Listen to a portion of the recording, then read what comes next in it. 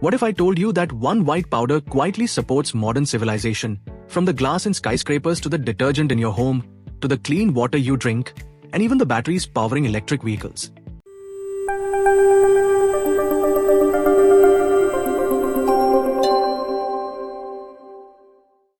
This material is soda ash.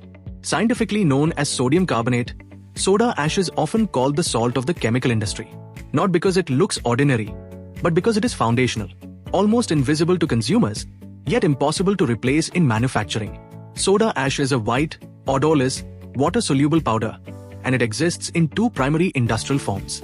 Light soda ash is used mainly in detergents and chemicals. Dense soda ash, designed specifically for glass manufacturing. Together, they support some of the world's most critical industries. Let's start with where soda ash is used. Nearly half of global soda ash production goes into glass. It lowers the melting point of silica, reducing energy consumption and enabling large-scale production of bottles, windows, fiberglass, screens, and solar panels. In soaps and detergents, soda ash acts as a builder, breaking down grease, improving cleaning efficiency, and softening hard water. In water treatment, it adjusts pH levels and helps remove heavy metals like lead and copper from drinking water systems. In metallurgy, it plays a role in desulfurizing iron and processing lithium, a critical step in electric vehicle battery production.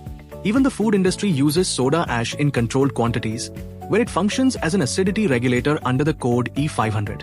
One chemical, multiple industries. No easy substitute. So why is soda ash so widely used? First, it is cost-efficient.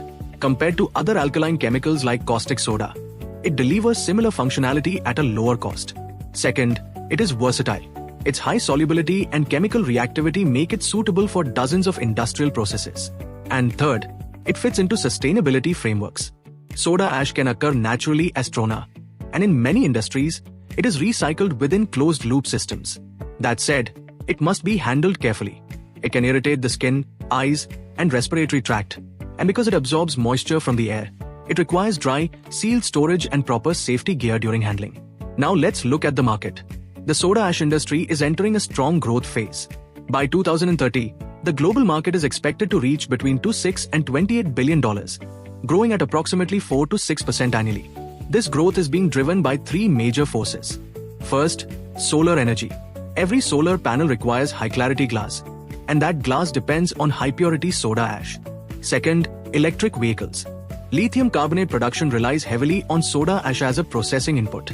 And third, urbanization, particularly in Asia Pacific, where countries like China and India dominate both production and consumption. This is not a short-term spike. It's a long-term industrial shift. So how is soda ash manufactured? Most synthetic soda ash is produced using the Solvay process. It begins with purified brine, salt water stripped of calcium and magnesium impurities. Ammonia is then dissolved into the brine, followed by carbon dioxide, which triggers the formation of sodium bicarbonate. This bicarbonate is filtered and heated at high temperatures, converting it into light soda ash.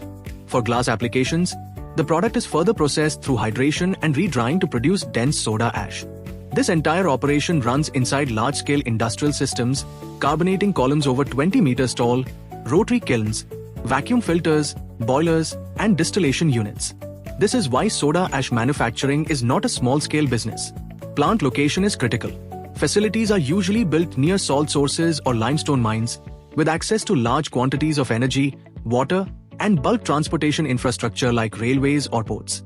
In countries like India, the industry operates under strict regulations, environmental clearances, pollution control approvals, factory licenses, hazardous material permissions, and tax compliance are all mandatory. These requirements create high entry barriers, but they also limit competition. So why do companies continue to invest heavily in soda ash? Because it is indispensable. Because there is no cheaper alternative for many of its applications. And because it is directly linked to the future of solar energy, electric mobility, and sustainable infrastructure. This is not just a chemical business. It's a strategic materials industry. And as the world moves toward cleaner energy and smarter manufacturing, soda ash remains at the center of it all. If you're exploring this opportunity, we can help. With over 30 years of experience, we support entrepreneurs and industrial groups at every stage. From techno-economic feasibility studies and market analysis to process design, equipment planning, compliance, and financial modeling. Because this isn't just about setting up a plant. It's about building a business that sits at the foundation of modern industry.